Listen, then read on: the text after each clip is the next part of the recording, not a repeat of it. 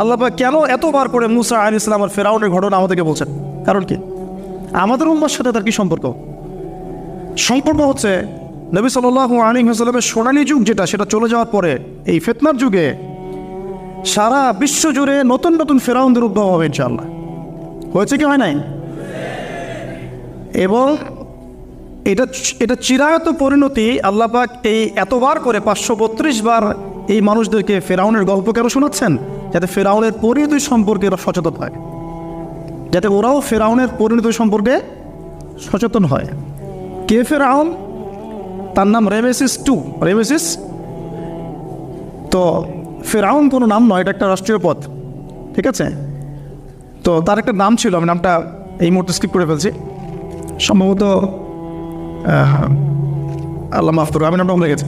তো রেমেসিস হচ্ছে তার একটা নাম, আরেকটা নাম আছে, আল্লাহ মাফ করুন। তো কি কারণে সে ফিরআউন হলো? কেন তাকে ফিরআউন বলা হচ্ছে? এক দেখুন, ইউযাববিহুনা আবনাআকুম ওয়া ইস্তাহইউনা নিসাআকুম। মুসা আলাইহিস সালামের কওমের বনু ইসরাঈলদের ছেলেদেরকে মেরে ফেলছে, মেয়েদেরকে জীবিত রাখছে। সারা বিশ্ব জুড়ে তোমরা কি মুসলমান ছেলেদেরকে মেরে ফেলছো না? এখন আমরা তাদেরকে বলতে চাই, মেসেজ দিতে চাই, সারা বিশ্ব জুড়ে নব্য ফিরআউনরা মুসলিম ছেলেদেরকে মেরে ফেলছে না? এখন মেয়েদেরকে জীবিত রাখছে না? এদেরকে মেসেজ দেওয়া হচ্ছে 532 বার, এদেরকে মেসেজ দেওয়া হচ্ছে। কে ফিরআউন? যে বলছে আনা রব্বুকুমুল আ'লা, আমি তোমাদের মহান রব।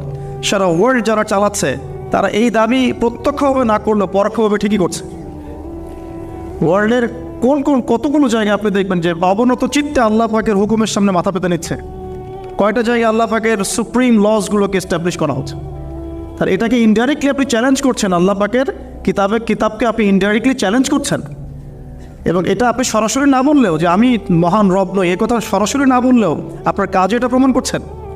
আল্লাহ পাকের সমস্ত আহকাম হুকুম ইসলামিক বিধানগুলোকে উঠিয়ে দিয়ে জাহেলিয়াত প্রতিষ্ঠা করছেন, শিক্ষাক্ষেত্রে, সাংস্কৃতিক ক্ষেত্রে, অর্থনৈতিক ক্ষেত্রে, ইভেন পলিটিক্যাল ক্ষেত্র।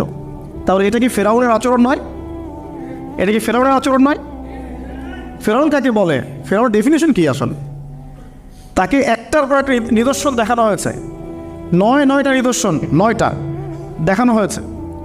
আপনি সূরা তাহা পড়ুন, কসাস পড়ুন, পাবেন 9টা নিদর্শন। এতগুলো নিদর্শন আয়াত দেখার পরেও ফিরআউন ঈমান নিয়ে আসে নাই। তো এখন সারা ওয়ার্ল্ডে যারা আছে, বড় বড় ফিরআউন, নমরুদ, আজার, এদের সামনে নিদর্শনের অভাব আছে? এরপরেও কি তারা ইসলাম কবুল করছে, আত্মসমর্পণ করছে? ইসলামের উপর এত আগ্রাসন, এত ম্যাসাকারেড অবস্থার পরেও ইসলামকে দিন দিন কমছে না বাড়ছে? নিদর্শন মুসলিমদের উপরে এত সাংস্কৃতিক আগ্রাসন, শিক্ষাক্ষেত্রে আগ্রাসন, অর্থনৈতিক আগ্রাসন, পলিটিক্যাল আগ্রাসন, এরপরেও কি মুসলিমরা কমেছে না বেড়েছে? নিদর্শন। সারা বিশ্বে পর্দা কত কথা, তারপরে পশ্চিমরাই এখন পর্দা করছে, নিদর্শন। ওরাই এখন পর্দা দিকে আসছে। প্রতিটা জায়গায় আপনি দেখুন, শিক্ষা থেকে উঠাই দিচ্ছেন ইসলাম, কিন্তু তারপরেও মানুষ মাদ্রাসা দিকে আসছে, তারপরেও দিন দিন মানুষ কোরআন শিখছে, তারপরেও দিন দিন মানুষ হাদিস শিখছে।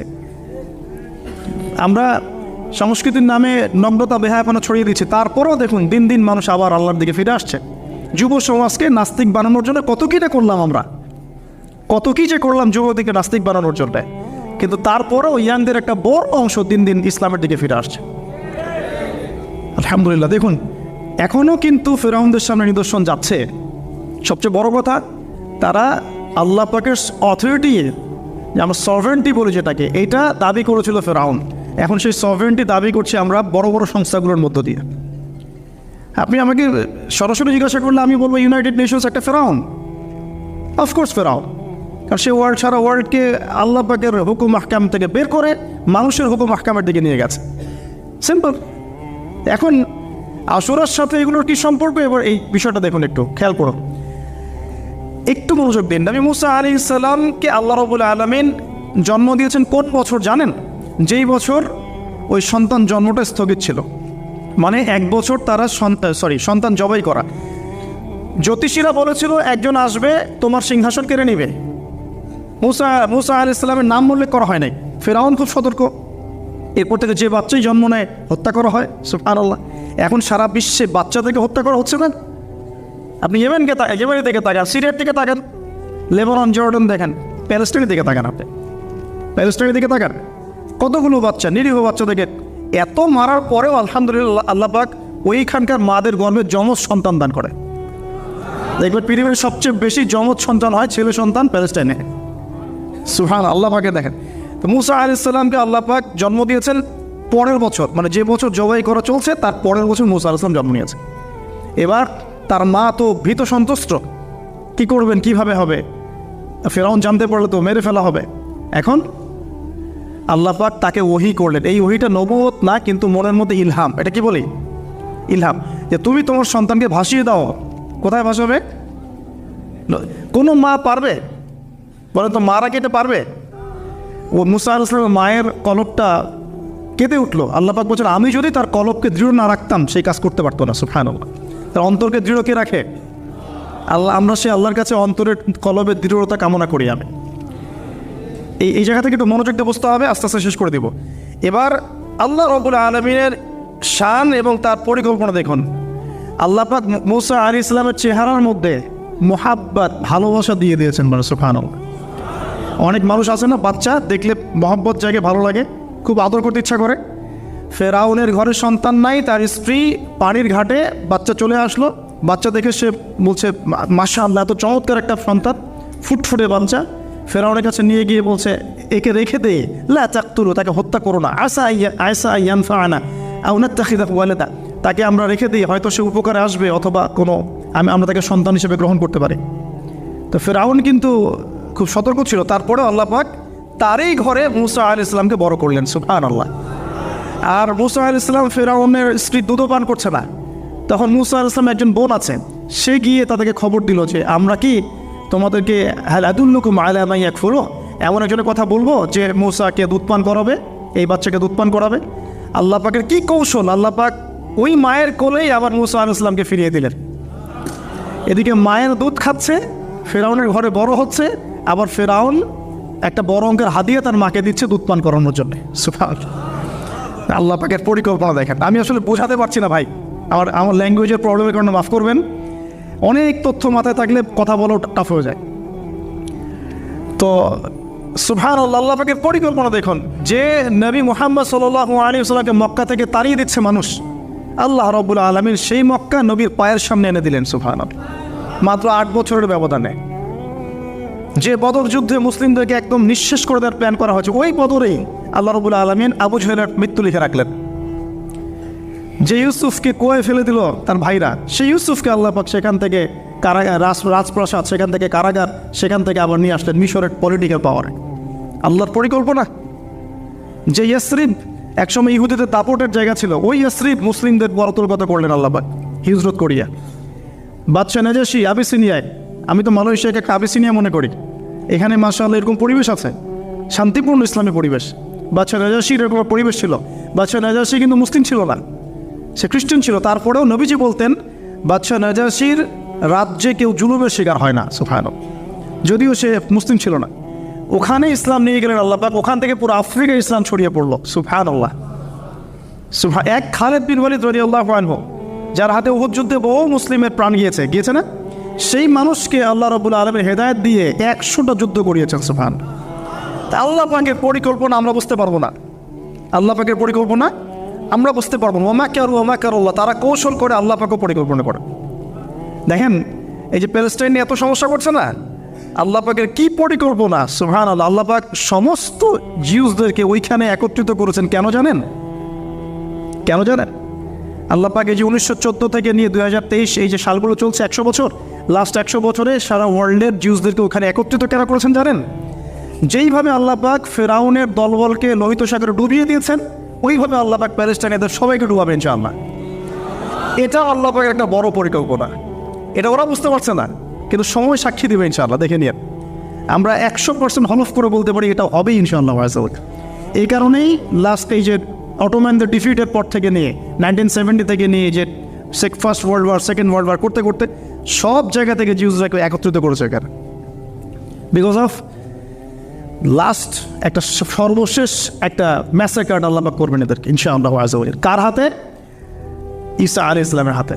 আমাদের উম্মতের মধ্যে কে নেতৃত্ব দেবেন? ইমামুল মাহদি, যার নাম হবেন মুহাম্মদ। তার নাম কি? মুহাম্মদ। তার বাবার নাম আব্দুল্লাহ, তার মায়ের নাম হবে আমিনা। তো এটাও ক্লোজিং টাইম। এখন আসুন, তো আল্লাহ পাকের কি পরিকল্পনা!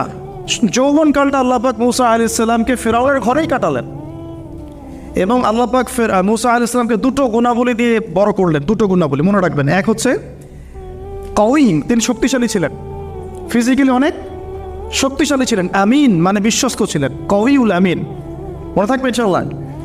আমরাও আল্লাহর কাছে দোয়া করি আল্লাহ আমাদেরকে কাউয়ি বানিয়ে দিন এবং আমিন বানিয়ে দিন, আমিন। এবার যৌবনে উপনীত হয়েছেন, টকবক রক্ত, বাইরে বের হয়েছেন, বাইরে বের হয়ে দেখছেন যে দুজন ব্যক্তি লড়াই করছে, ইয়াক্তাতুলান রজুলান ইয়াক্তাতুলান, দুজন ব্যক্তি মারামারি করছে। একজন মেনশিয়াতি তার বনু ইসরাইল কওমের মধ্যে, আরেকজন হচ্ছে আদুই তার শত্রুর মধ্যে। তো মুসা আলাইহিস সালাম গিয়ে সাহায্য করতে চাইলেন তার কম, আমরা বলি না দেশি ভাই সাপোর্ট দিই, তাই না? আচ্ছা, তো মুসা আলাইহিস সালাম গিয়ে সাপোর্ট দিতে গিয়ে শোনেন, ফাওয়াকাযাহু মুসা ফাকাদা আলাইহি, মুসা আলাইহিস সালাম মাত্র একটা ঘুষি দিয়েছেন, এক ঘুষিতেই ওই ব্যক্তি ডেড, স্পট ডেড। এই যে আমি গত একটা লেকচারে বলেছিলাম চাইনিজ কন্টিনেন্টে যে মার্শাল আর্টসগুলো গড়ে উঠেছে এই কোরআন থেকে গড়ে উঠেছে। তার আগে ওদের সভ্যতা ছিল, সংস্কৃতি ছিল, ঠিক আছে। এক ঘুষিতে মানুষ মারা যায়, এটা কোরআন বলেছে। এক ঘুষিতে মানুষ মারা যায়, এটা কোরআন বলেছে। ওরা এখন রিসার্চ করে বের করে যে 6টা-7টা স্পট আছে মানুষের দেহে, এক ঘুষিতে মানুষ মারা যেতে পারে। কোরআনকে আমরা মূল্যায়ন করি না, কিন্তু কোরআনকে সারা দুনিয়ার অমুসলিমরা মূল্যায়ন করে ওদের স্বার্থে তারা আমাদের কোরআনকে মূল্যায়ন করে, আমাদের হাদিসকে মূল্যায়ন করে। আমরা করতে চাই না, আল্লাহ মাফ করুক আমাদেরকে। আমরা কোরআন পড়তে চাই না, গবেষণা করতে চাই না, অর্থ বুঝতে চাই না, একটু আরবি ভাষা শিখতে চাই না, কোরআনের বালাগাত ডেইলি একটু তেলাওয়াত করবো এক পারা, সেটা করতে চাই না। আল্লাহ পাক আমাদেরকে মাফ করুক এবং কোরআনওয়ালা বানিয়ে দিন। আমি কথাগুলো বলার উদ্দেশ্য আপনাদেরকে আঘাত করা নয়, আমি জাস্ট আপনাদের কলবে একটু ধাক্কা দেওয়ার চেষ্টা করছি যাতে করে আপনারা সবাই কোরআন তেলাওয়াত করেন ডেইলি এক পারা করে, আল্লাহ কবুল করে নেন। এবার আসুন দেখুন, এবার কি হলো, এটা ইন্টেনশনালি ছিল না, আনইন্টেনশনালি মুসা আলাইহিস সালাম এখন কিন্তু মানে হত্যার অপরাধী হয়ে গেছে, তাই না? ফেরাউন তাকে ধরার জন্য বের হয়েছে দলবল নিয়ে, ওকে ধরতে হবে, এবার অ্যারেস্ট করতে হবে। তো একজন এসে পরামর্শ দিল যে তুমি এখান থেকে চলে যাও, তুমি এই মিশর থেকে চলে যাও, বের হয়ে যাও, নাহলে ফেরাউনের বাহিনী তোমাকে পেলে ধরে ফেলবে। এবার মুসা আলাইহিস সালাম চলে গেলেন কোথায়? মাদিয়ান। কোথায় বলেন? অনেক দূরে মাদিয়ানে গিয়ে তার না আছে কোনো শেল্টার, না গার্ডিয়ান, না কোনো খাবার, না পানি, কিছুই নাই। ঠিক নবী সাল্লাল্লাহু আলাইহি ওয়াসাল্লামের সাহাবীরা হিজরত করেছেন আবিসিনিয়ায়, নবীজি হিজরত করেছেন একবার তায়েফে, ওখানে মার খেয়ে চলে আসতে হয়েছে না, মনে আছে? তায়েফের 3টা গোত্র ছিল, আব্দু ইয়ালাইন, আব্দুল মাসউদ, হাবিব বিন আমর, এই 3 গোত্রের নেতা ছিল। এরা নবী সাল্লাল্লাহু আলাইহি ওয়াসাল্লামকে ছোট ছোট বাচ্চাদেরকে দিয়ে পিটিয়েছিল, নাউযুবিল্লাহ। তারপরে নবীজি বদদোয়া করেন নাই, ওখান থেকে চলে আসছেন মক্কায়। আমি গুছিয়ে বলছি শর্ট করে। তো এভাবে মুসা আলাইহিস সালামকেও হিজরত করতে হয়েছে। দেখেন, আবার নবীজিকে হিজরত করতে হচ্ছে মদিনায়। তার মানে হিজরা বিষয়টা ইসলামের সাথে সম্পৃক্ত। পরিবেশ পরিস্থিতি অনুকূলে না থাকলে, যেখানে ভালো পরিবেশ সেখানে গিয়ে মানুষ থাকতে হবে। আলহামদুলিল্লাহ এখানে ভালো পরিবেশ আছে, আপনারা ভালো পরিবেশ পেয়েছেন। কিন্তু যারা চ্যালেঞ্জ গ্রহণ করে সমাজের জাহেলিয়াতগুলোকে সরানোর চেষ্টা করবে, সংস্কারের চেষ্টা করবে, তারা আল্লাহর কাছে অনেক বেশি পছন্দের। তার মানে প্রথম ফাইট আমাদেরকে করতে হবে। করতে করতে গিয়ে এক পর্যায়ে যদি দেখি যে না আর পারছি না, তখন কি? হিজরা। এটা মাথায় রাখতে হয়। এখন নবী সাল্লাল্লাহু আলাইহি ওয়াসাল্লামকেও করতে হচ্ছে। মুসা আলাইহিস সালাম চলে গেলেন মিশর থেকে কোথায় বলেন? মাদিয়ানে। তখন আরেকজন নবী ছিলেন, তার নাম কি? শুআয়ব আলাইহিস সালাম। মাশাআল্লাহ, শুআয়ব আলাইহিস সালাম। শুআয়ব আলাইহিস সালাম সম্পর্কে আল্লাহ পাক বলেছেন তিনি অত্যন্ত চমৎকার বাগ্মী ছিলেন, মানে তিনি নবীদের মধ্যে অনেক সুন্দর করে কথা বলতে পারতেন। সুবহানাল্লাহ, সুবহানাল্লাহ। তো শুআয়ব আলাইহিস সালামের কওমের নাম কওমে মাদিয়ান। বলে রাখি, এই কওমে মাদিয়ানকে আল্লাহ রাব্বুল আলামিন ধ্বংস করেছেন সর্বপ্রথম ভূমিকম্প দিয়ে। কি দিয়ে? পৃথিবীতে সর্বপ্রথম যে জাতিকে ভূমিকম্প দিয়ে ধ্বংস করা হয়েছে তার নাম কওমে মাদিয়ান। কেন ধ্বংস করা হয়েছে? মাপে কম দিত। কি করতো? যেটা এখনকার ওয়ার্ল্ডের ইকোনমিক সুন্নাহ, নাউযুবিল্লাহ। মানুষকে ঠকানো এখনকার ওয়ার্ল্ডের ইকোনমিক সুন্নাহ। এবং এই মানুষকে ঠকানোর জন্য ইকোনমিক সেকশনে রিবা চালু করা হয়েছে। রিবা, সব জায়গায় রিবা, এভরি সিঙ্গল সেক্টর, যেটা under the foundation of world bank আর IMF। রিবা আছে কি নাই? আর আমরা তো রিবাটাকে এখন মনেও করি না যে মায়ের সাথে জেনা করছি, মায়ের সাথে জেনা করছি। এটাই তো হাদিসের কথা। রিবার 70 শাখা আছে পাপের, 73 শাখা আছে পাপের, সর্বনিম্ন শাখা মায়ের সাথে জেনা করা, নাউযুবিল্লাহ। তো এটা ইকোনমিক সুন্নাহ হয়ে গেছে না এখন, মানুষকে ঠকানো, মাপে কম দেওয়া, রিবা। আর আমরা তো মাশাআল্লাহ ঘুষ ছাড়া কিছু হয় না, দুর্নীতি ছাড়া হয় না, টেবিল পাসই হচ্ছে না। আল্লাহ মাফ করুক আমাদেরকে। তবে এগুলা আমাদের ইবাদতকে নষ্ট করে ফেলছে, কারণ হারাম রিজিক থাকলে ইবাদত দোয়া কবুল হয় না। আল্লাহ আমাকে আমাদেরকে হালাল খাওয়ার তৌফিক দান করুন। এখন প্রিয় ভাইরা, ওখানে গিয়ে কিচ্ছু নাই, নিঃস্ব অবস্থায় কি দোয়া করতে পারেন একজন মানুষ, এই দোয়াটা শিখে নেন, ইনশাআল্লাহ আপনার জীবনের সমস্ত সংকট কেটে যাবে। আমি নিজেও ওই দোয়াটা বেশি বেশি করার চেষ্টা করি। দোয়াটা হচ্ছে, মুসা আলাইহিস সালাম একটা গাছের নিচে হেলান দিয়ে বসলেন, বসে দেখলেন দুইজন মেয়ে দাঁড়িয়ে আছে, দৌড়ে পানি নিতে পারছে না, লোকজন পানি নিয়ে যাচ্ছে, ওরা দাঁড়িয়ে আছে বেচারি। মুসা আলাইহিস সালাম গিয়ে বললেন, কী সমস্যা আপনাদের? এটা নিয়ে আপনারা আবার মেয়েদের সাথে কথা বলার চেষ্টা করেন না, ঠিক আছে? তো মাহারাম গায়রা মাহারাম মেনে চলে। তারা বললো যে আমাদের বাবা অনেক বৃদ্ধ মানুষ, আমরা পানি নিতে পারি না যতক্ষণ না আমাদের কম পানি নিয়ে চলে যায়। মুসা আলাইহিস সালাম তো একটু বললাম না, ফিজিক্যালি স্ট্রং ছিলেন, থাকে না বডি বিল্ডার, সামনে গিয়ে কথা বলে সরব পানি দিতে দাও, তখন মানুষ একটু মূল্যায়ন করে না। তো মুসা আলাইহিস সালাম এভাবে পানি নিয়ে দিলেন এবং বাছুরদেরকে পানি পান করালেন, করিয়ে গাছের নিচে এসে বসে আছেন। বসে বসে তিনি দোয়া করছেন, এই যে দোয়াটা তিনি দোয়া করছেন, রব্বি, একটা নেক কাজ করলেন না, মানুষের উপকার করলেন, নেক কাজ করে এসে গাছের নিচে বসে দোয়া করছে, আল্লাহ এখানে তো আমার খাবার পানি বাসস্থান কিছুই নাই, আমি কি করব? রব্বি ইন্নী লিমা আনজালতা ইলাইয়া মিন খায়রিন ফাকির, রব্বি ইন্নী লিমা আনজালতা ইলাইয়া মিন খায়রিন ফাকির। আবার বলেন, রব্বি ইন্নী লিমা আনজালতা ইলাইয়া মিন খায়রিন ফাকির। অর্থ হচ্ছে, হে আল্লাহ, তুমি তোমার পক্ষ থেকে আমার উপরে যে নেয়ামতগুলো দিবে, আমি এর জন্য ফকির হয়ে বসে আছি। আল্লাহ অর্থ বুঝে পড়বেন ভাই, নামাজ রোজা হজ জাকাত যাই করেন আল্লাহর ওয়াস্তে অর্থ বুঝে পড়বেন। অর্থ বুঝে পড়লে আপনার ইবাদতের স্বাদ পাবেন, তৃপ্তি পাবেন, আল্লাহর সাথে কানেকশন হবে, আল্লাহর নূর পাবেন, মাআরিফত পাবেন, সত্য স্বপ্নও দেখবেন তখন ইনশাআল্লাহ। তখন শুয়ে শুয়ে সত্য স্বপ্নও দেখবেন ইনশাআল্লাহ। আল্লাহ পাক তৌফিক দান করবেন। এবার আল্লাহ পাকের সাহায্য নেমে আসলো, ওই দুই মেয়ের মধ্যে একজন হেঁটে হেঁটে চলে আসছে। এবার এই মেয়ের হাঁটা সম্পর্কেও কোরআন কথা বলেছে, সুবহানাল্লাহ। এই মেয়ে কিভাবে হেঁটে এসেছে এই হাঁটার বর্ণনাও কোরআন দিয়েছে। কোরআন বলছে এই মেয়ে হেঁটে আসছে লাজুক পায়ে। কি পায়ে? এখন আপনি এই পুরো ওয়ার্ল্ডের মেয়েদের হাঁটা দেখেন, লজ্জা আছে? তাহলে মেয়েদের সাথে লজ্জার একটা গভীর সম্পর্ক আছে। এই মেয়ের প্রশংসা আল্লাহ পাক কোরআনে করলেন, লাজুক পায়ে, লাজুক ভঙ্গিতে, অবনত নয়নে সে হেঁটে আসলো।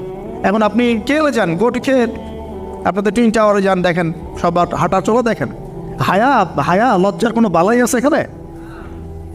আমি গত লেকচারে বলেছিলাম যে আদম আলাইহিস সালাম এবং হাওয়া আলাইহিস সালাম, ইবলিস তাদের সাথে প্রথম যে আচরণ করেছে ওই ফল খাওয়ানোর পরে, সেটা কি? তাদের গা থেকে পোশাক খুলে পড়ে গেছে, মানে নগ্ন করে দিয়েছে আমাদের পিতামাতাকে, মহাবিশ্ব নগ্ন করে দিয়েছে কে? ইবলিস। তো এখন এই পৃথিবীতে আমরা যারা নগ্নতার চর্চা করছি তার কার এজেন্ট আমরা বুঝতে বাকি আছে? আমার কথা কি বুঝতে পারছেন কি না? এই কানেকশন মেলানোর চেষ্টা করেন, ডটসগুলো মেলানোর চেষ্টা করেন। সামনে যাই প্রিয় ভাই, এই মেয়ে এসে বলছে আমার বাবা আপনাকে ডাকেন, আমার বাবা আপনাকে ডাকছেন। তিনি গেলেন, বাবা শুআয়ব আলাইহিস সালাম। তখন এক বোন ইনডাইরেক্টলি বাবাকে বোঝাচ্ছে যে বিয়ে শাদী দিলে ভালো হয়। এক বোন বলছে যে আপনি তো তাকে পুরস্কৃত করতে চাচ্ছেন, তাহলে এইরকম কবিও না, আমি একজন মানুষকে সবচেয়ে ভালোভাবে পুরস্কৃত করা যায় তার যথাযোগ্য প্রতিদান দেওয়ার মধ্য দিয়ে। তো মেয়ের ইশারা বাবা বুঝেছেন, তিনি নিজের এক মেয়ের সাথে মুসা আলাইহিস সালাম বিয়ে দিলেন, সুবহানাল্লাহ। তবে শর্ত দিলেন, দেনমোহর কি? মোহর তো নাই। মোহর কি? এবার মোহর হচ্ছে 8 বছর তোমাকে আমার ফার্মে কাজ করতে হবে। এটা আগেকার একটা স্টাইল ছিল, সুন্নাহ। এটা এখন নাই, যদিও আগে এরকম ছিল যে দেনমোহর দেওয়ার জন্য এই একটা পদ্ধতি ছিল। যেমন ইয়াকুব আলাইহিস সালামের ক্ষেত্রেও এরকম 7 বছরের কথা আসছে, তিনি 7 বছর তার শ্বশুরের ফার্মে কাজ করেছেন। এটা নতুন ছিল না ওই সময়, এটা কমন ছিল। এখন যেমন আমাদের দেশে কমন 10 লাখ টাকা মোহর হবে, 10,000 টাকা দিব, বাকিটা সব বাকি, তাই না? তো এরকম আর কি কমন কিছু বিষয় থাকে আর কি। আস্তাগফিরুল্লাহ, মাফ করুক। বলবে বাসরাতে, বলবে আমাকে মাফ করে দাও। শুরুতেই নিজের গায়রথীনতার পরিচয় দিল। আবার এদিকে শ্বশুরের কাছে মাশাল্লাহ মোটা অঙ্কের ডোনেশন নিতে চাচ্ছে, যৌতুক। আর বিয়ে আমাদের ওখানে মাশাল্লাহ মানে কেনা বেচা, মেয়ে বিক্রি করতেছে আর ছেলে কিনতেছে। এবার 8 বছর পূর্ণ করা হলো, তিনি আরও 2 বছর 10 বছর পূর্ণ করলেন। এই 10 বছরে মুসা আলাইহিস সালাম নবী পরিবেশ পেলেন, অভিভাবক পেলেন, স্ত্রী পেলেন, প্রেমময়ী সন্তান ইত্যাদি সব কিছু। এবার আল্লাহ রাব্বুল আলামিন তাকে মিশরের দিকে যাওয়ার যে সময় তো এখন হয়ে গেছে, 10 বছর হয়ে গেছে, মিশরে যেতে হবে। যাওয়ার পথে স্ট্রিট প্রসব বেতনে উঠেছে। তখন মুসা আলাইহিস সালাম আগুন খুঁজছেন। আগুন কি খুঁজছেন ভাই? আগুন। আগুন খুঁজতে খুঁজতে খুঁজতে খুঁজতে তুর পাহাড়ের ওখানে গিয়ে দেখছেন যে আগুন গাছে জ্বলছে, সবুজ পাতার উপরে আগুন। তিনি অবাক। এই সময় আওয়াজ আসলো, বিসমিল্লাহির রহমানির রহিম, ইন্নী আনা রব্বুক ফাখলা'না আলাইক ইন্নাকা বিল ওয়াদিল মুকদ্দাস তুয়া। মুসা, ইন্নানি আনা আল্লাহ লা ইলাহা ইল্লা আনা ফা'বুদনি ওয়া আকিমিস সালাতা লিযিকরি। মানে এখানে অনেকগুলো কথা আছে, সূরা তাহার মধ্যে আছে। আওয়াজ চতুর্দিক থেকে ভেসে আসলো। মহান আল্লাহ রাব্বুল আলামিন তার শান অনুযায়ী, তার ইজ্জত অনুযায়ী তিনি যেভাবে কথা বলেন সেভাবে মুসা আলাইহিস সালামের সাথে কথা বললেন। আল্লাহু আকবার। বললেন, ইয়া মুসা, হে মুসা, ইন্নানি আনা আল্লাহ, নিশ্চয়ই আমি আল্লাহ, লা ইলাহা ইল্লা আনা, আমি ছাড়া কোনো ইলাহ নাই, ফা'বুদনি, তুমি আমার ইবাদত করো, ওয়া আকিমিস সালাতা লিযিকরি, আমার ইবাদতের জন্য সালাত কায়েম করো, আমার জিকিরের জন্য সালাত কায়েম করো, আমার স্মরণের জন্য সালাত কায়েম করো। ফাখলা'না আলাইক, তোমার জুতা খুলে ফেলো, ইন্নাকা বিল ওয়াদিল মুকদ্দাস তুয়া, তুমি তুয়া উপত্যকায় আছো, পবিত্র তুয়া উপত্যকায় আছো। আদব শেখানো হলো। এভাবে অনেক কথোপকথন হলো। নবী মুসা আলাইহিস সালাম ভয় পেয়ে গেলেন এবং আল্লাহ পাক আরও কথা বললেন, ওয়ামা তিলকা বিয়ামিনিকা ইয়া মুসা, তোমার ডান হাতে এটা কি? মুসা আলাইহিস সালাম বলছেন, ক্বালা হিয়া আসায়া তাওয়াক্কাউ আলাইহা ওয়া আহুশু বিহা আলা গনামি ওয়া লিয়া ফিহা মাআরিব উখরা। এটা তো আমার লাঠি, এটা দিয়ে আমি ডালপালা পারি, আমার ওই যে গবাদি পশু চড়াই। আল্লাহ পাক বলছেন যে এটা ছুঁড়ে মারো, আলকিহা ইয়া মুসা, এটা ছুঁড়ে মারো। ফালকাহা, তিনি ছুঁড়ে মারলেন, ফাইদা হিয়া হাইয়াতুন তাসা, এবং এটা ছোটাছুটি শুরু করলো, বড় একটা সাপ হয়ে গেল। সুবহানাল্লাহ।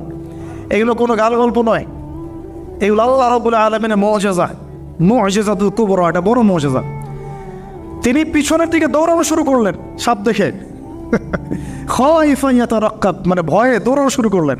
আল্লাহ পাক বলছেন, লা ইয়াখাফু লাদাইনাল মুরসালিন, আমার কাছে রসুলগণ ভয় পায় না, তুমি ভয় পেও না, তুমি ওটাকে ধরো পিছন থেকে, সেটা আবার লাঠি হয়ে যাবে। পিছন থেকে হাত দেওয়া হলো, লাঠি হয়ে গেল। সুবহানাল্লাহ। এবার বলছে যে তুমি তোমার বগলের নিচে হাত ঢুকাও। মুসা আলাইহিস সালাম বগলে হাত ঢুকালেন, বের করলেন, হাত থেকে টর্চ লাইটের মতো আলো বের হওয়া শুরু হল। এটা দ্বিতীয় নিদর্শন। কেন দেওয়া হলো নিদর্শন? এবার আল্লাহ পাক তার দায়িত্বটাকে বলছেন, তোমাকে নিদর্শনগুলো কেন দিলাম, তোমাকে মনোনীত কেন করলাম, কেন তোমাকে মনোনীত করলাম? মুসা, তোমার কাজটা কি? তোমার কাজ এখন এইটা, ইযহাব ইলা ফিরআউনা ইন্নাহু তাগা, তুমি ফিরআউনের কাছে যাও। ফিরআউন সীমা লঙ্ঘন করেছে, মনে আছে ফিরআউনের কথা? সীমা লঙ্ঘন করেছে। তখন মুসা আলাইহিস সালাম তার অপারগতা প্রকাশ করছেন এভাবে। তিনি বলছেন, আল্লাহ, আমার তো জিহ্বা জড়তা আছে, আর আমি তো ওখানে এক ব্যক্তি, আমার খুনের অভিযোগ আমার কাঁধে, আমি এখন কিভাবে কি করবো আল্লাহ? তখন আল্লাহ রাব্বুল আলামিন বলছেন, এই দোয়াটা করো। কোন দোয়া? মুসা আলাইহিস সালাম করলেন, রব্বি ইশরাহ লি সাদরি, হে আল্লাহ, আমার বক্ষ প্রশস্ত করো, ওয়াইয়াসসির লি আমরি, আমার কাজকে সহজ করে দাও, ওয়াহলুল উকদাতাম মিন লিসানি, আমার জিহ্বার সমস্ত জড়তা দূর করে দাও, ইয়াফকাহু কওলি, যাতে মানুষ আমার কথা বুঝতে পারে। আর আমার সাথে আমার পরিবারের মধ্য থেকে ওয়াজআলনি ওয়াজিরুম মিন আহলি, আমার পরিবারের মধ্যে একজন ওজির আমাকে দাও, সাথী। হারুন আখি, আমার ভাই হারুনকে দান কর। সুবহানাল্লাহ। তা হারুন আলাইহিস সালামকে নবুয়ত দেওয়া হলো। দুজনকে আল্লাহ পাক এখন বলছেন, ইযহাবা ইলা ফিরআউন, তোমরা দুজন এখন ফিরআউনের কাছে যাও। ফাইন্নাহু তাগা ফাকুলা লাহু কাওলান লাইয়িনা, তবে তাকে গিয়ে কর্কশ ভাষায় কথা বলবে না, নরম স্বরে কথা বল। দায়ীদের এখানে সুন্নাহ, দায়ীদের জন্য শিক্ষা আছে, দায়ী আলেম যারা মুবাল্লিগ তাদের শিক্ষা আছে। ফিরআউনের সামনে গিয়ে দাওয়াত দিলেও কীভাবে দিতে হবে? ফাকুলা লাহু কাওলান লাইয়িনা, নম্রভাবে কথা বলো। লাআল্লাহু, কেন নম্রতার সাথে? লাআল্লাহু ইয়াতাযাক্কারু আও ইয়াখশা, হয়তোবা নম্রতা প্রদর্শন করলে সে উপদেশ গ্রহণ করতে পারে, অথবা সে আল্লাহকে ভয় করতেও পারে। আল্লাহ পাক তো আগে থেকে জানেন সে ঈমান আনবে না, তারপরেও আমাদের আদব শিখাচ্ছেন আল্লাহ পাক এখানে। তারা দুজন চলে গেলেন, দাওয়াত দিলেন। ফিরআউন মশকরা করছে, ওয়ামা রাব্বুকুম ইয়া মুসা, তোমাদের দুজনের রব আর কে? হ্যাঁ, মুসা আলাইহিস সালাম বোঝাচ্ছেন, রব্বি আল্লাযী, আমার রব সেই রব যিনি জীবিতকে মৃত করেন, মৃতকে জীবিত করেন, ইত্যাদি। মানে যার হুকুম ছাড়া একটা গাছের পাতাও নড়ে না, যিনি মাটি থেকে সব উৎপন্ন করেন, বৃষ্টি বর্ষণ করেন, সব বুঝালেন। ফেরাউনের বক্তব্য তখন এটাই ছিল, তোমাদের কাছে কি কোনো নিদর্শন আছে, কোনো আয়াত নিদর্শন আছে? হ্যাঁ, নিদর্শন আছে। কি? লাঠি ছুঁড়ে মারলেন, সাপ হয়ে গেল। এখন ফেরাউন বলছে এটা তো জাদু, এটা কি? আমার জাদুকররাও এটা পারে, জাদুকর থেকে ডেকে না হলো, জাদুকররাও লাঠি ছুঁড়ে মারলো, সাপ হয়ে যাচ্ছে। কিন্তু এই বড় সাপ ওদের সব সাপকে খেয়ে ফেললো। তখন ফেরাউন কিন্তু ভয় পেয়ে গিয়েছিল। এরপরেও এই হাত বের করে আলোর এই নিদর্শন দেখানো হলো, তাওহীদের দাওয়াত দেওয়া হলো, ফেরাউনকে ভয় করতে বলা হলো, ফেরাউনকে সতর্ক করা হলো যে আমার রব, আপনার রব, সবার রব হচ্ছেন আল্লাহ। সব কিছু বোঝানো হলো, কিন্তু ফেরাউন এই কোনো কথাই গ্রহণ করলো না। এরপরে সে বনু ইসরাইলকে ডিভাইড অ্যান্ড রুল করলো। ডিভাইড অ্যান্ড রুল মানে ওদেরকে ভাগ করতো এবং রুল করতো, ঠিক যেটা এখনকার গ্লোবাল অ্যাফেয়ার্সে করা হচ্ছে। ডিভাইড অ্যান্ড রুল, আমাদেরকে তারা ভাগ করে দিয়েছে। আমাদের পুরো কমিউনিটি, গ্লোবাল মুসলিম কমিউনিটিকে তারা ভাগ করে দিয়েছে এবং রুল শাসন করছে। এবং কারো গায়ে আঘাত লাগলে আরেকজন গিয়ে সেই ব্যথা নিরসন করতে চায় না, বরং অপেক্ষা করে আমার গায়ে তো আর আসে নাই, তার গায়ে আসছে। ঠিক আছে, এটা শুধু গ্লোবাল অ্যাফেয়ার্স না, এটা সবখানে একটা রাষ্ট্রের ভিতরেও ঢুকে গেছে। ওই ভাইকে বলছে বলুক, আমাকে তো আর কিছু বলে নাই, ওকে গায়েব করে ফেলুক, আমাকে তো আর কিছু করা নাই, ও ভিতরে গেছে, আমাকে তো কিছু বলে নাই। এই আচরণের কারণে আস্তে আস্তে আস্তে আস্তে মুসলিমদের শক্তি সব সংকুচিত হয়ে আসে। এটা নতুন কোনো বিষয় না, ফিরআউনের সুন্নত এটা, ডিভাইড অ্যান্ড রুল, যেটা ব্রিটিশরা করে গেছে সারা ওয়ার্ল্ডে। সুবহানাল্লাহ, দেখুন সব কিছু ওরা কোরআন থেকেই নিচ্ছে মনে হচ্ছে আমার কাছে। তো এখন একটা দুইটা না, 9টা পরীক্ষা ফিরআউনকে করা হলো। মুসা আলাইহিস সালাম যখন বলেন, দোয়া করেন, তখন গজব উঠে যায়। ফিরআউন তখন এসে বলে যে ঠিক আছে, তুমি দোয়া করো, তাহলে আমরা বনু ইসরাইলকে ছেড়ে দিব। যখনই মুসা আলাইহিস সালাম দোয়া করে, গজব উঠে যায়, সে আর বনু ইসরাইলকে ছাড়ে না। এখন এভাবে 9টার বর্ণনা আসছে। একবার আসছে পঙ্গপালের শাস্তি, একবার আসছে ব্যাঙের শাস্তি, একবার আসছে মহামারীর শাস্তি, একবার আসছে উকুনের শাস্তি, একবার রক্তের নদী। এরকম 9টা আযাব আল্লাহ পাক দিয়েছেন কাদেরকে? এই ফিরআউনের সম্প্রদায়। সর্বশেষ, আমি লম্বা করলাম না, সর্বশেষ যেটা হয়েছে, কারণ আমি কনক্লুশনে কিছু পয়েন্ট বলবো। সবশেষে যেটা হলো, 20 বছর, কত বছর? প্রায় 20 বছর জুলুম করলো ফিরআউন দাওয়াত পাওয়ার পরে। প্রায় 20 বছর। দাওয়াত পাওয়ার আগের কথা তো বাদ, ইসলামের দাওয়াত পাওয়ার প্রায় 20টা বছর সে বনু ইসরাইলকে এভাবেই টর্চার করতে থাকলো। 9টা নিদর্শন আসলো, কোনোটাই সে গ্রহণ করলো না। এবং সর্বশেষ তার কল ছিল যে আমি ছাড়া তোমাদের কোনো রব আছে এটা আমি জানি না, নাউজুবিল্লাহ। এবং সূরা নাবার মধ্যে আল্লাহ বলেছেন যে ফিরআউন বলেছিল আনা রাব্বুকুমুল আ'লা, আমি তোমাদের মহান রব, নাউজুবিল্লাহ। এই ছিল ফিরআউনের শেষ স্টেটমেন্ট। এবার মুসা আলাইহিস সালাম বনু ইসরাইলকে নিয়ে চলে যাচ্ছেন মিশর থেকে। ফিরআউন দলবলে ধাওয়া করছে, সামনে সাগর আর পিছনে ফিরআউনের বাহিনী। মুসা আলাইহিস সালাম এখানে বনু ইসরাইলকে নিয়ে একটা রিম রক বলি আমরা, যেটা পাহাড়ে উঠতে সামনেও যেতে না পারে, পিছনেও যেতে না পারে, এরকম একটা অবস্থা। এই সময়ে মুসা আলাইহিস সালামের গোত্রের কিছু মানুষ বলেছিল যে ইয়া মুসা ইন্না লামুদরাকুন, হে মুসা আমরা তো ধরা পড়ে গেলাম, আমরা মনে হচ্ছে ধরা পড়ে গেলাম। এই অবস্থাতে মুসা আলাইহিস সালাম বলেছিলেন, একটু বোঝার চেষ্টা করেন, পিছনে ফিরআউনের বিশাল বাহিনী, সামনে সমুদ্র, যাওয়ার কোনো জায়গা নাই, একদম কোনো জায়গা নেই, খালি চোখে কোনো জায়গা দেখা যাচ্ছে না। ওই সময় খালি চোখে, বাহ্যিক চোখ দিয়ে কোনো উপায় দেখা যাচ্ছে না। বাহ্যিক চোখে ওই সময় কোনো উপায় দেখা যাচ্ছে না নিষ্কৃতির, নাজাতের। ঠিক এখন সারা ওয়ার্ল্ডে বাহ্যিক চোখে মুসলিমদের নাজাতের কোনো পথ দেখা যাচ্ছে না। বাহ্যিক চোখ দিয়ে কি করবে মুসলিমরা? খালি পড়াশোনা করবে, না কমিউনিটি করবে, না জিহাদ করবে, নাকি তাগুতের এগেনস্টে লড়বে? কি করবে মুসলিমরা? নাকি সারাদিন বসে বসে মসজিদে তাসবিহ টিপবে আর নামাজি পড়বে? কি করবে মুসলিমরা? বাহ্যিক চোখ দিয়ে এখানেও কোনো ফয়সালা দেখা যাচ্ছে না। তখন আল্লাহ রাব্বুল আলামিন মুসা আলাইহিস সালামকে একটা পরীক্ষাও নিলেন। একজন বলছে ইন্না লামুদরাকুন, আমরা ধরা পড়ে গিয়েছে। মুসা আলাইহিস সালাম তখন বলছেন দৃঢ় চিত্তে, কাল্লা, কখনো না, ইন্না রব্বি মাইয়া সাইয়াহদিন, নিশ্চয়ই আমার রব আমার সাথে আছেন, তিনি আমাকে পথ দেখাবেন। সুবহানাল্লাহ। তাহলে আজকেও মুসলিমদের সারা ওয়ার্ল্ড ওয়াইড এই চেতনাই থাকা উচিত যে কাল্লা, কখনো না। আল্লাহ ইন্না রব্বুনা মা'ানা, নিশ্চয়ই আমাদের রব আমাদের সাথে আছেন, তিনি আমাদেরকে পথ দেখাবেন ইনশাআল্লাহ। এই পথই আমরা চাই, ইহদিনাস সিরাতাল মুস্তাকিম, তাই না? সিরাতাল লাযিনা আনআমতা আলাইহিম গায়রিল মাগদুবি আলাইহিম ওয়ালাদ দাল্লিন। এই বাস, যখন আপনি পুরোদমে আল্লাহর উপর তাওয়াক্কুল করে ফেলবেন, তখনই তো আল্লাহ রাব্বুল আলামিনের নুসরা নেমে আসবে। বদরের মাঠে নবী সাল্লাল্লাহু আলাইহি ওয়াসাল্লাম হাত তুলে দোয়া করেছে, আল্লাহ এই 313 জন মুসলিম যদি আজকে শেষ হয়ে যায়, ইসলামের নাম নেওয়ার কেউ থাকবে না। দোয়া করতে করতে চাদরটা পর্যন্ত পড়ে গেল। আবু বকর সিদ্দিক দৌড়ে এসে চাদর উঠায় দিলেন, দিয়ে কান্না জড়িত কণ্ঠে বলছেন, হাসবুকা ইয়া রাসূলুল্লাহ, যথেষ্ট হয়েছে আল্লাহ রাসূল, যথেষ্ট হয়েছে, আর দোয়া করার দরকার নেই, ইনশাআল্লাহ আল্লাহ সাহায্য নেমে আসবে। আল্লাহ পাকের সাহায্য নেমে আসলো, হাজার হাজার ফেরেশতা আল্লাহ নামিয়ে দিলেন বদরের মাঠে। আপনি দেখুন যে সুবহানাল্লাহ, নবী সাল্লাল্লাহু আলাইহি ওয়াসাল্লাম হিজরত করছেন আবু বকর সিদ্দিককে সাথে নিয়ে, মনে আছে গারে সওরের ঘটনা, সবাই ঘিরে ফেলেছে, এমনকি নিচ থেকে ওপর ওদের পা দেখা যাচ্ছে। আবু বকর সিদ্দিক বলছেন যে ইন্না মুদরাকুন, আমরা ধরা পড়ে গেলাম ইয়া রাসূলুল্লাহ। একই কথা কিন্তু নবী সাল্লাল্লাহু আলাইহি ওয়াসাল্লাম সেই একই কথাই বলছিলেন, লা তাহজান, তুমি দুশ্চিন্তা করো না, ইন্নাল্লাহা মা'ানা, আল্লাহ আমাদের সাথে আছেন, ইনশাআল্লাহ আল্লাহ আমাদের সাথে আছেন। তবে কাদের সাথে আল্লাহ থাকবেন?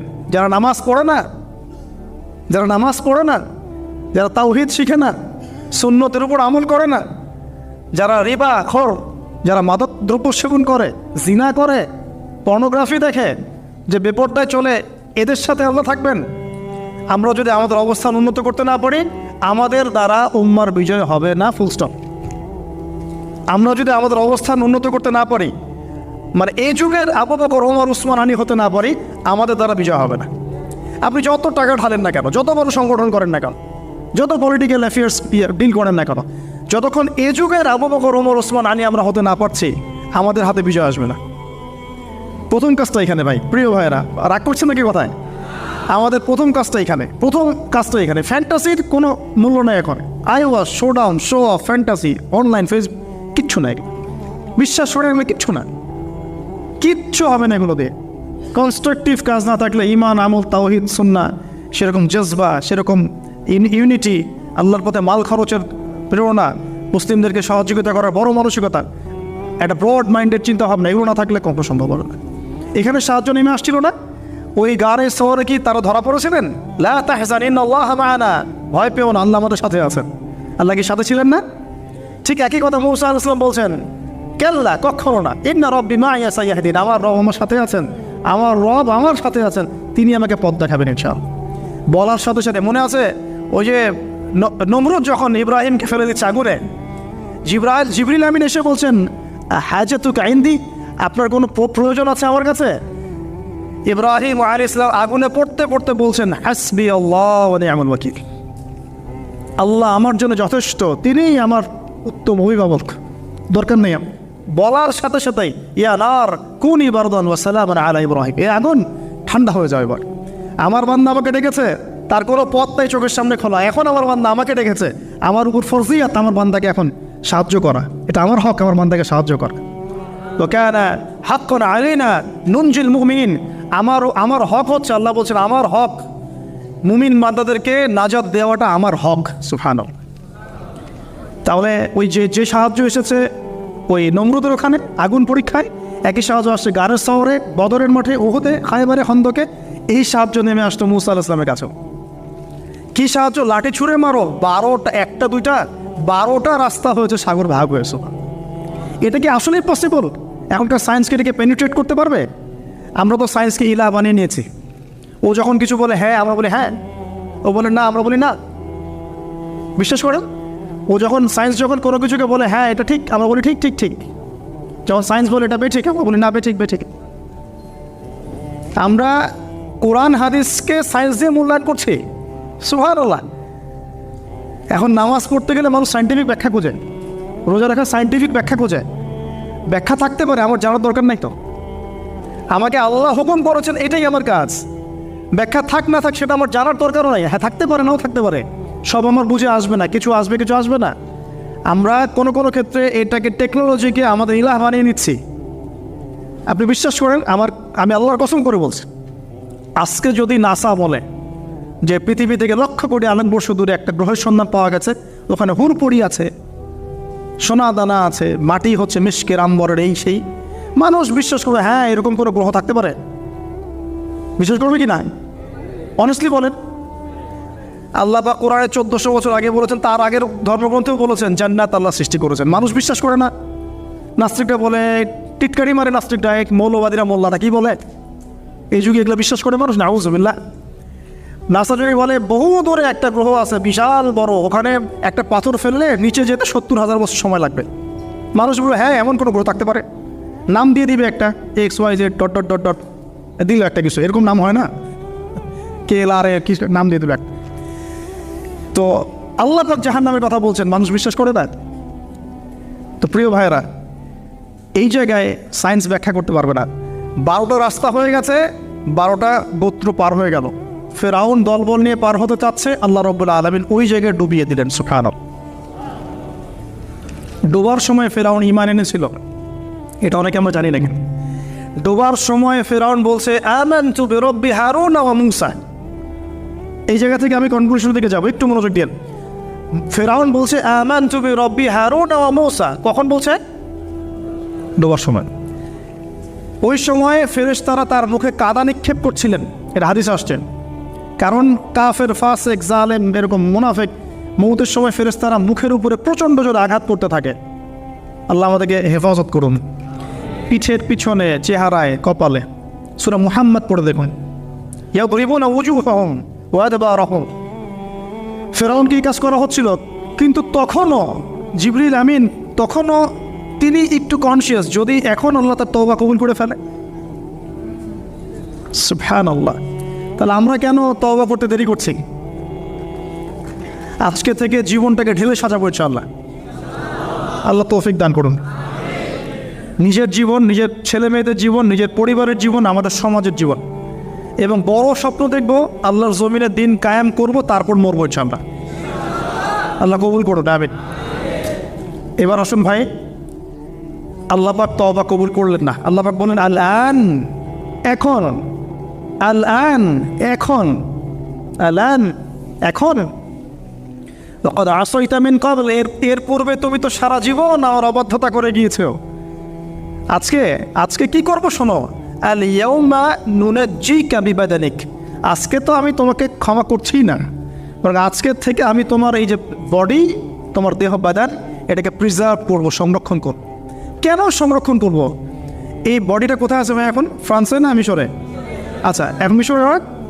আচ্ছা, আমি মাঝখানে শুনেছিলাম এটা রিসার্চের জন্য মনে হয় ফ্রান্সে নেওয়া হচ্ছে, মেবি। আমি ভাবছিলাম, পারিবারিক মিটিংয়ে বলছিলাম যে এই সভ্যতাটা একদিন ধ্বংস হয়ে যাবে, দেখে নিন। এই সিভিলাইজেশনটা একদিন ধ্বংস হয়ে যাবে, দেখে নিন। যারা ফেরাউনকে রাষ্ট্রীয় মর্যাদা দেওয়ার চেষ্টা করতেছে। আস্তাগফিরুল্লাহ, আল্লাহ মাফ করো। কেন তোমার দেহটাকে আমি সংরক্ষণ করলাম? আর ইয়াউমা নুনাজ্জিকা বিবাদানিকা, তোমার দেহটাকে আজকে আমি প্রিজার্ভ করে রাখবো। কেন? লিতাকুনা লিমান খালফাকা আয়া, তোমার এই যে ডেথ, এর পরে যত ফেরাউন পৃথিবীতে আসবে, তোমার মতো যত মানুষ পৃথিবীতে আসবে, তাদের সবার জন্য তুমি হবে নিদর্শন, আইডল। তাহলে ফেরাউনের বডিটাকে প্রিজার্ভ করা হচ্ছে কেন ভাই? যাতে ফেরাউনি চরিত্র যাদের মধ্যে আছে তাদেরকে আল্লাহ পাক এর মধ্য দিয়ে শিক্ষা দিতে পারে, জাস্ট এতটুকু। এছাড়া কোনো কারণ আছে? এটা কি আমাদের দেখার কোনো বিষয়? বরকত আছে কোনো? সুবহানাল্লাহ। এখন আপনাকে আমি একটু কনক্লুশনের দিকে নিয়ে আসি। মানুষ জানতো না এই বডিটা কোথায় আছে।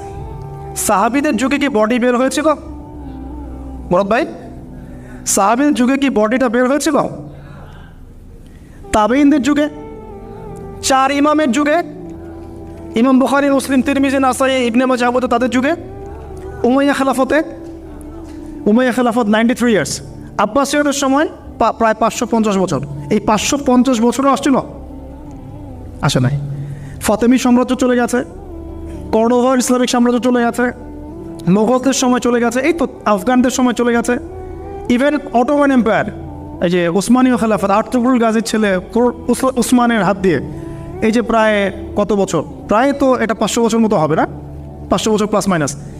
এই সময়গুলো, এই যে প্রায় আমরা 1445 হিজরির কথা বললাম, আপনি 1300 হিজরি, 1300 প্লাস হিজরিতে আপনি এই বডিটা পাবেন না। আমরা দেখি নাই, বিশ্ববাসী দেখে নাই।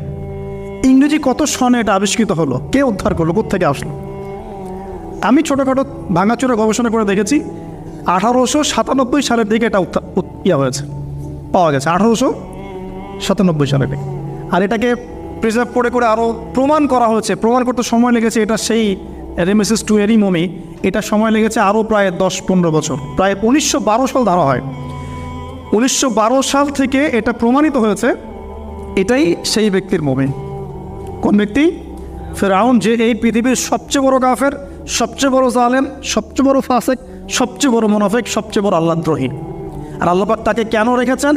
লিতাকুনা লিমান খালফাকা আয়া, যাতে তুমি তোমার পরবর্তীদের জন্য নিদর্শন হতে পারো। That's all. তাহলে আমরা পেলাম কবে? 1897 অথবা +- 1912। এখন আপনাকে আমি বলি 1912-এর পর থেকে সারা ওয়ার্ল্ডে কী হয়েছে দেখুন। 1912, 1917-এর পর থেকে সারা ওয়ার্ল্ডে কী হয়েছে আপনি খেয়াল করবেন। অটোম্যানদের খেলাফা gone case, first world war Ottoman খেলাফা গন। চলে আসলো নতুন একটা রেভলিউশন, ইউরোপিয়ান রেভলিউশন। আমি বলি যে the first group of গগ and ম্যাগগ, specially আমি স্পেসিফিকলি বলি না, বলি যে এদের মধ্যে ইয়াজুজ আর মাজুজের খাসলত আছে। আমি বলছি না এরাই ইয়াজুজ মাজুজ, এই কথাটা আমি বলছি না।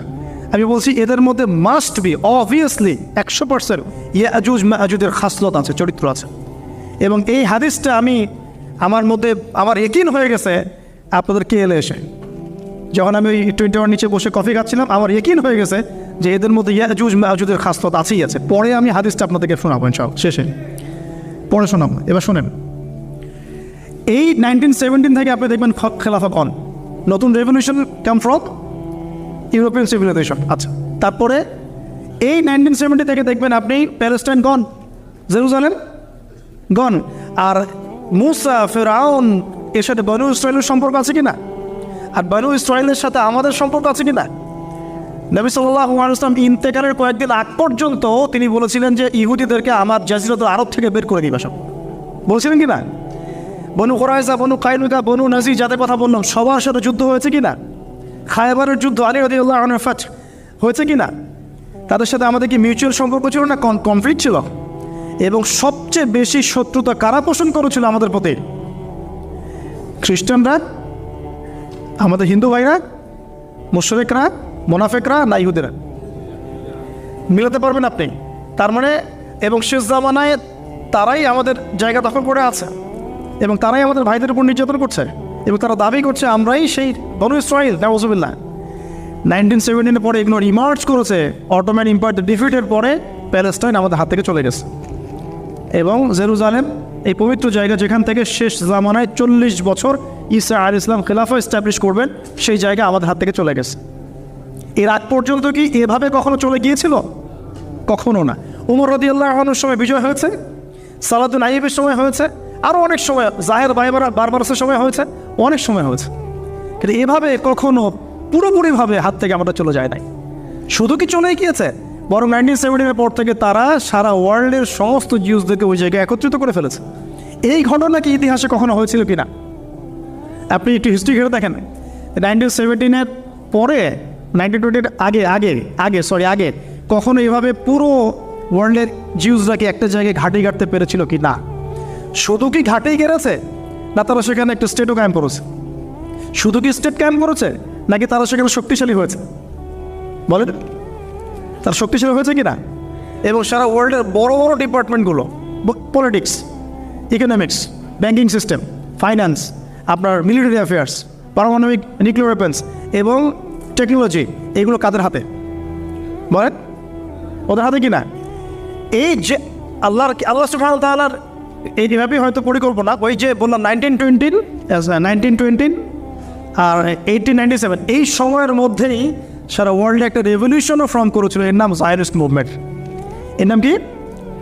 Zionist movement. এই জায়নিজমটা উত্থান হয়েছে এই 1897-এর সময় থেকেই, যখন ফেরাউনের মমি পাওয়া গেছে তখন থেকে। আর ফেরাউনকে কাদের জন্য নিদর্শন বলা হচ্ছে? জালেমদের জন্য। আর এরা সারা বিশ্বে জুলুম করছে। অতএব ফেরাউনের এই বডিটা এই পুরো সম্প্রদায়ের জন্য একটা বড় নিদর্শন হয়ে আছে এখন পর্যন্ত। এবার লাস্ট এই 2017 থেকে আপনি 2023 পর্যন্ত হিসেব করে দেখেন, কনক্লুশন বলি, হিসেব করে দেখবেন আমরা আমাদের খিলাফা হারিয়ে ফেলেছি। মুসলিম উম্মাকে বিটস অ্যান্ড পিসেস অনেকগুলো কান্ট্রিতে ভাগ করে দেওয়া হয়েছে। প্রত্যেকটা কান্ট্রির মধ্যে মাশাআল্লাহ সেকুলারিজম, ডেমোক্রেসি, ন্যাশনালিজম, কমিউনিজম ছড়িয়ে পড়েছে। ধর্মতাত্ত্বিক শিক্ষাগুলোকে কমানো হয়েছে। আপনার ইকোনমিক সেকশনে রিবাকে প্রমোট করা হয়েছে। পলিটিক্যাল অ্যাফেয়ার্সে আল্লাহ পাকের বিধানকে উঠিয়ে দিয়ে তাগুতি বিধান চালু করা হয়েছে, খোলামালা বলছি। তারপরে পর্দা, বেহায়াপনা, জেনা, পর্নোগ্রাফি, এভরি সিঙ্গেল যে কুফর, হারাম যেগুলো কাবিরায় কাবায়ের, এগুলোকে প্রমোট করা হয়েছে লাস্ট 100 বছর। আপনি এই লাস্ট 100 বছরে আপনি আবু বকর, ওমর, ওসমান, আলীর সেই যুগ পাচ্ছেন না। ইভেন মুসলিমদের মধ্যে হাজারটা দলে দলে আমরা ভাগ হয়ে গেছি।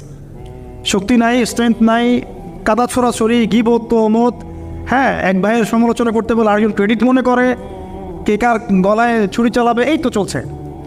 আবার ওয়ার্ল্ড ওয়াইড একজনকে মারলে আরেকজন হাসে, আমার গায়ে তো আসে না, ওর গায়ে আসছে আসুক। আবার কেউ কেউ ওদের সাথে হাত মিলিয়ে কাজ করছে, কেউ ভিতরে মুনাফিক হয়ে যাচ্ছে, কেউ ভিতরে ইহুদিদের সাথে মিলে যাচ্ছে। এই তো চলছে সারা লাস্ট 100 বছর। এখন লাস্ট 100 বছরে এরা তাদের জায়গা থেকে কি শক্তিটা পেল? তারা পলিটিক্যালি স্ট্রং হলো, জেরুজালেম দখল করে ফেললো, আমাদের ভাইদের উপর নির্মম নির্যাতন চালাতে থাকলো। 4টা যুদ্ধ করেছে আরবরা, একটা তো জিততে পারে নাই, একটাতেও না। এবং পলিটিক্যাল পাওয়ার সাথে ইকোনমিক পাওয়ার গ্যাপ পড়েছে। মিলিটারি অ্যাফেয়ার্স, অস্ত্রশস্ত্র, ফাইন্যান্স, এইটা সেটা সব কিছু ওদের কন্ট্রোলে। এরপরেও কি আমাদের বুঝতে বাকি থাকার উচিত যে আসলে এই যে শেষ জামানার দাজ্জাল, ইমামুল মাহদি, ইবনে মারইয়াম, এগুলো এই জায়গা কেন্দ্র করেই হবে? তাহলে এখন কি ওই দিকে আমরা যাচ্ছি না? এখন প্রিয় ভাইরা, পরিণতিটা একটু বলে কনক্লুশনে যাই। যে পরিণতি আল্লাহ রাব্বুল আলামিন যে মুসা আলাইহিস সালামের সাথে কনফ্লিক্ট করা ফিরআউনের হয়েছে, ফিরআউন এবং তার দল বলা হয়েছে, সেই একই পরিণতিকে রিপিট করার জন্য আল্লাহ রাব্বুল আলামিন তাদেরকে আবার এই জায়গায় একত্রিত করেছেন। এখন কনক্লুশন হচ্ছে, আমরা আমাদের স্ট্রেংথ হারালেও তারা একটা ধোকার মধ্যে আছে। 1, 2, তারা যাকে একটু মনোযোগ দেওয়ার প্রিয় ভাইরা, শেষ করে দিচ্ছি, তারা যার অপেক্ষায় বসে আছে সেই ব্যক্তি প্রকৃত মাসিহ নয়। সেই ব্যক্তি হচ্ছেন একজন মিথ্যা মাসিহ, তার নাম মাসিহুদ দাজ্জাল। লাস্ট 100 বছর তারা এত স্ট্রেংথ গেইন করার পিছনে একটা কারণ হতে পারে, আল্লাহ ভালো জানেন, যে মাসিহুদ দাজ্জাল তাদেরকে নিয়েই সারা ওয়ার্ল্ডকে রুল করবে। এটা কিন্তু হাদিসে আসছে, মাসিহুদ দাজ্জাল যখন ওয়ার্ল্ডকে রুল করবে তখন তার সাথী হবে জিউসরাই। এবং জিউসদের মধ্যে সবাই কিন্তু খারাপ না। কোন ইহুদি কোন খ্রিস্টানদের সম্পর্কে সতর্ক থাকতে বলেছেন আল্লাহ পাক আমাদেরকে, লা তাত্তাখিযুল ইয়াহুদা ওয়ান নাসারা আউলিয়া বা'দুহুম আউলিয়াউ বা'দ, যারা একে অপরের বন্ধু। ইহুদি নাসারাদের মধ্যে যারা একে অপরের বন্ধু, এদেরকেই আমরা বলছি জায়নিস্ট। খেয়াল করে দেখেন, এদের সম্পর্কে আল্লাহ পাক আমাদেরকে সতর্ক থাকতে বলছেন, তাদেরকে বন্ধুরূপে গ্রহণ করতে নিষেধ করছেন।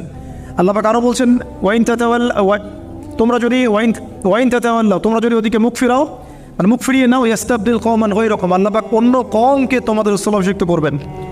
আল্লাহ পাক এটাও বলেছেন, লা তাত্তাখিযুল ইয়াহুদা ওয়ান নাসারা আউলিয়া বা'দুহুম আউলিয়াউ বা'দ ওয়া মান ইয়াতাওয়াল্লাহুম মিনকুম ফাইন্নাহু মিনহুম, তোমাদের মধ্যে কেউ যদি ওদের দিকে মুখ ফিরায় সে তাদের অন্তর্ভুক্ত হয়ে যাবে। সূরা বাকারা পড়ে দেখেন, ওয়ালান তারদা আনকাল ইয়াহুদা ওয়ালান নাসারা হাত্তা তাত্তাবি'a মিল্লাতাহুম। হে নবী মুহাম্মদ সাল্লাল্লাহু আলাইহি ওয়াসাল্লাম, যতক্ষণ পর্যন্ত আপনি ইহুদি খ্রিস্টানদের মিল্লাত গ্রহণ না করছেন, তারা আপনার প্রতি সন্তুষ্ট হবে না। তো প্রিয় ভাই বোনেরা হয়তো নাই, প্রিয় ভাইয়েরা, সর্বশেষ কথা হলো, তারা পুরো ওয়ার্ল্ড ওয়াইড মুসলিমদের উপরে যে আগ্রাসনগুলো চালিয়েছে, প্রথমটা হচ্ছে নৈতিক। আমাদের নৈতিক জায়গাটা থেকে আমাদেরকে সরিয়ে ফেলা হচ্ছে। ইমানের ঘাটতি, প্রবলেমসগুলো বলছি, ইমানের ঘাটতি, নৈতিক স্থল, মানে আমরা অধঃপতন বলি যেটা, আমাদের মধ্যে ডিভাইডেশন, আমাদের পলিটিক্যাল অ্যাফেয়ার্স থেকে সরে আসা, আমাদের ইকোনমিক স্ট্রেন্থগুলো কমে যাওয়া, আমাদের পরিবারগুলোর ভাঙন, আমাদের প্রজন্ম গড়ার ক্ষেত্রে আমরা ব্যর্থ হয়েছি, আমাদের নতুন নতুন প্রজন্ম করতে ব্যর্থ হয়েছে। ওয়ার্ল্ডকে ডিল করতে পারে এমন ওলামায়ে কেরামদের একটা শ্রেণী তৈরি করতে আমরা ব্যর্থ হয়েছি অনেক ক্ষেত্রে, যারা কোরআন সুন্নাহকে দিয়ে ওয়ার্ল্ডটাকে ডিল করতে পারে। তারপরে ওদের এজেন্ডাগুলো ফাইন্ড আউট করতে আমরা ব্যর্থ হয়েছি। এবং ওরা কী বিষয় নিয়ে সামনে যাচ্ছেন? They want to rule the world, তারা ওয়ার্ল্ডকে রুল করতে চায়। এই ওয়ার্ল্ডকে রুল করার জন্য এত কিছু। আশুরা মুহররমের শিক্ষার সাথে কত গভীর সম্পর্ক আছে এগুলার। মুহররম মাস কেন, কি হয়েছে এই মাসে, কাকে এই মাসে ডুবিয়ে দেওয়া হলো, তারা আবার কোথা থেকে রাইজ করলো এখানে, তাদের সাথে শেষ জামানে আমাদের কি সম্পর্ক, তাদের সাথে আমাদের শেষ জামানে কি সম্পর্ক, সেটা লাস্ট পয়েন্ট। সম্পর্কটা এই, তাদেরকে নিয়েই মসিহুদ দাজ্জাল সারা ওয়ার্ল্ডকে রুল করবে, এটা আপনি লিখে নেন। তাদেরকে নিয়েই মসিহুদ দাজ্জাল সারা ওয়ার্ল্ডকে রুল করবে এবং তার রুলিংসটা এত স্ট্রং হবে যে অনেক বড় থেকে বড় মুমিন ও ঈমান চলে যাওয়ার সম্ভাবনা আছে। এই কারণে পরিস্থিতি সম্পর্কে সচেতন থাকা, তাদের ফিতনাগুলো রিকগনাইজ করা এবং স্টাডি করা কুরআন সুন্নাহর সাথে এই জামানাকে মিলিয়ে যে এই যুগে আমাদের করণীয় কি, সামনে আমরা কীভাবে আগাবো আর কি।